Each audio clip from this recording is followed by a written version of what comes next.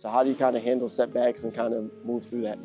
You could have a good session out on the track, then your next session could be quite not as good, and then you sort of, how you deal with that could be a setback. You think, oh, you gain some momentum, and then you sort of take a bit of a dip in what you're wanting to achieve. But setbacks could be an injury, setbacks could be, if you think about family, it could be something that happened in your family completely unrelated from sport. So setbacks, yeah, it's pretty broad, but I've been pretty lucky with injury. As I was speaking before to Zach, actually, I've been pretty lucky not to have any sort of soft tissue injuries, but had a few along the way. I had ankle surgery a few years ago, which has all been a part of it, coming through with that patience about sort of figuring out how I belong into feeling like I belong. It was a part of that. I sort of felt like I was having a really good pre-season. Hawk was injured at the time, so there was that window of opportunity to hopefully play at the start of the season, and then I went down with an ankle injury and sort of felt like my one opportunity to prove myself, it had gone, and how I sort of navigated through that. And I relied on a lot of different people. I relied on my manager, my family, and then obviously the people that are at the club as well, which was one.